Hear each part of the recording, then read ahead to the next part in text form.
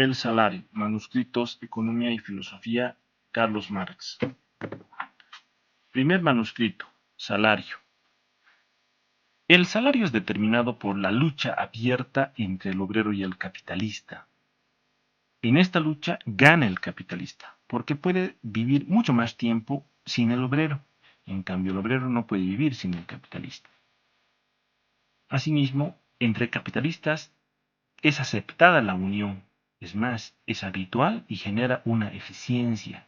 Y en cambio la unión entre los obreros está totalmente prohibida y es penada. Cuando hablamos de salario, considerando el nivel mínimo del salario, este sirve para mantener al obrero durante su trabajo, con el cual debe alimentarse y alimentar a su familia para poder asegurar a los futuros obreros. El salario habitual, según Smith, es el salario mínimo compatible con la simple humanidad, es decir, con la existencia animal. Hablando de demanda y oferta, la demanda de los hombres regula necesariamente la producción de los hombres, como cualquier otra mercancía.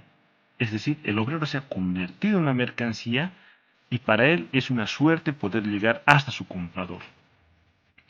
Si la oferta es mayor a la demanda, entonces una parte del precio, sea el beneficio, sea la renta de la tierra o el salario, son pagadas por debajo del precio. Con la gravitación del precio de mercado hacia el precio natural, es el obrero el que pierde más, ya que el capitalista tiene la capacidad de poder direccionar su capital y con esto priva al obrero de su pan o someterse a las exigencias del capitalista. Otro punto dentro de la demanda y la oferta es las ocasionales fluctuaciones del precio afectan menos a la renta que al beneficio y mucho menos que al salario. Es decir, las fluctuaciones del precio afectan más al salario, menos al beneficio y mucho menos a la renta. Y esto es porque de un salario que suba, hay otro que se mantiene y otro que baja. De esa manera, afecta en mayor magnitud a todos los asalariados. Considerando las fluctuaciones, el obrero no tiene necesariamente que ganar con la ganancia capitalista, pero necesariamente pierde con él. En una economía con bonanza, los capitalistas suelen ganar y los obreros no necesariamente.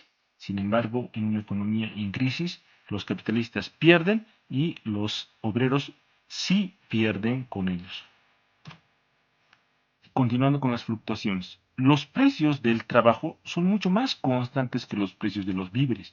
Incluso suele haber comportamientos inversos. Para analizar este punto, vamos a considerar un año crítico y un año de abundancia. Tomando en cuenta el primer escenario, año crítico.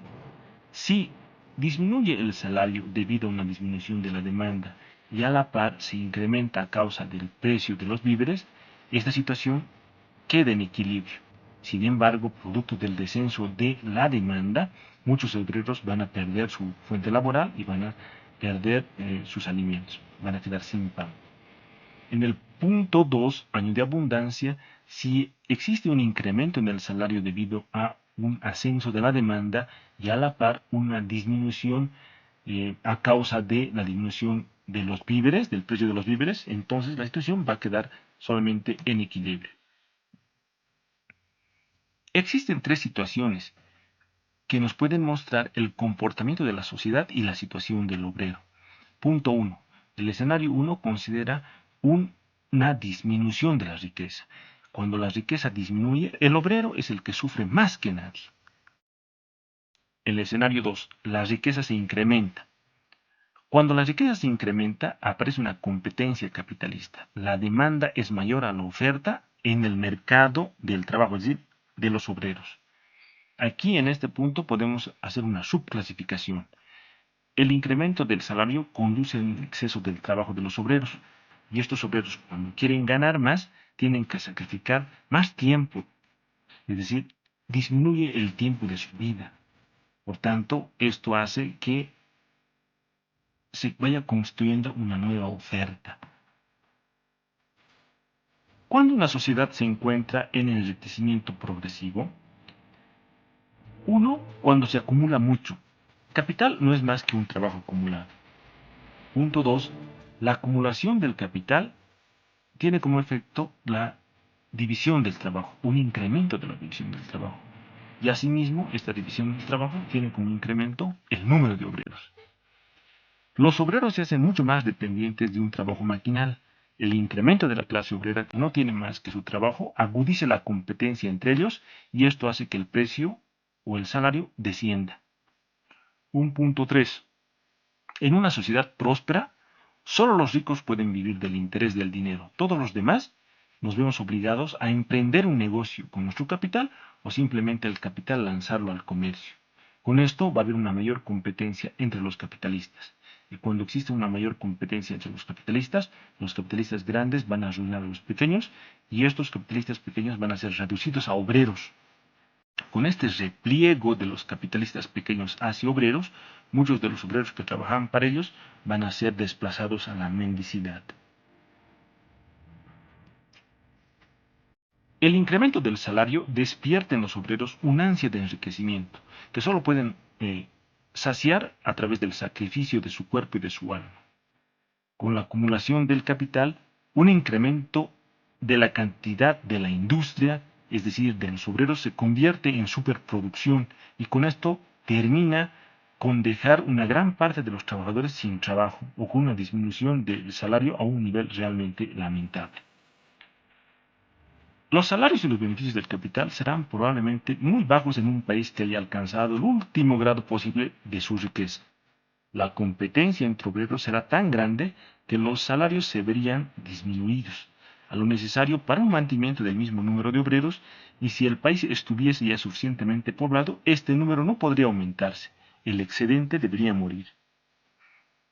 Coloquémonos en el punto de vista del economista Smith y comparemos con él las pretensiones teóricas y prácticas de los obreros.